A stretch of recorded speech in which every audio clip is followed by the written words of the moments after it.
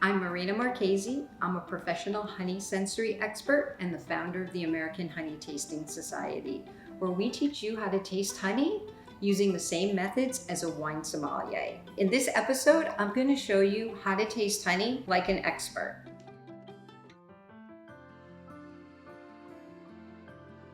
So let's get started.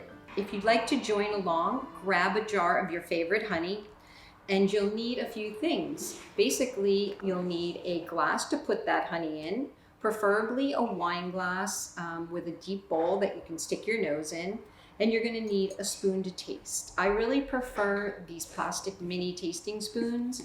You can't really use the wood or the metal because it will interfere with your ability to taste correctly. So the first thing that we're going to do is we're going to look at the honey. And when we look at honey, what are we actually looking for? First, we're looking to see if the honey is liquid or if the honey is crystallized. Crystallized honey is actually a sign of quality. Even though it's crystallized, you want to be sure that the quality of the crystals are homogeneous, that it's completely evenly crystallized. And this is truly a sign of quality. You don't want to see layers and you don't want to see half crystallized and half liquid. The second thing that we're going to look at is the color of the honey. So using the honey color chart, I'm going to try to match the color of the honey. And apparently this honey is very orange. It's like a burnt amber. It's almost like an orange lollipop even. And you notice that it's transparent. You can almost see the light through this honey. The next thing we're going to do is we're going to smell the honeys. So here I want you to take the spoon and smear the honey around the bowl. And don't worry about making it look messy because we have to move the molecules around so that when you stick your nose in there, you actually have something to smell. And you'll be amazed because smelling honey out of a jar is almost impossible. But when you can smell it in a bowl, you're going to really capture all of those smells and aromas. So the first thing is you're going to look for the intensity of that honey. Is it really mild? Is it delicate? Or is it really strong that it almost hits you in the face? And this honey actually is really very intense. It's very strong, it's pungent. No problem smelling this honey. The second thing is you need to pick out 3 to 5 different words to describe that honey. So as I smell it, I'm smelling things like floral, like a white soft jasmine. I'm smelling confectionery, like sweet notes of warm, sort of cooked fruit, and definitely a distinctive note of butterscotch. So now we're going to taste the honey. So I want you to take a spoon and put it on your tongue and let it melt. Move the honey around your mouth.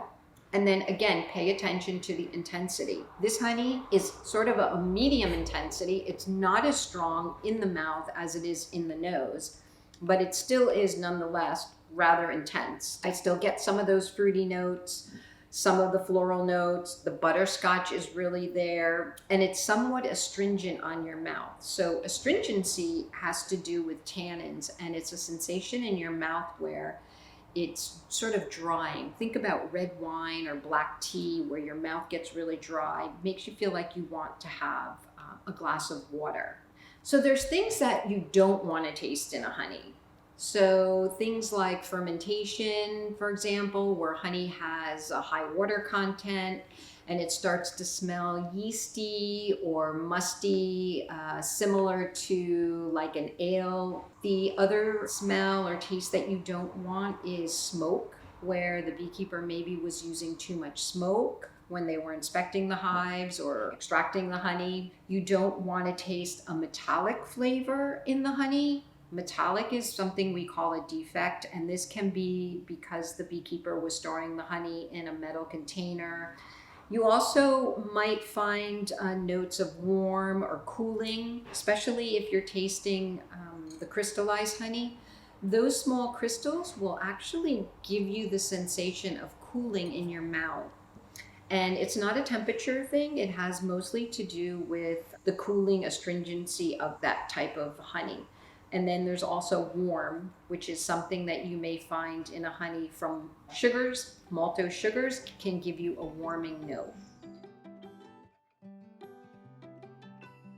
So those are the methods of tasting honey like an expert. If you're looking for more information, you can pick up a copy of my book, The Honey Connoisseur, and you can visit our website, theamericanhoneytastingsociety.com, where you'll find classes online and more information about tasting honey. So we'll look forward to seeing you in the tasting room.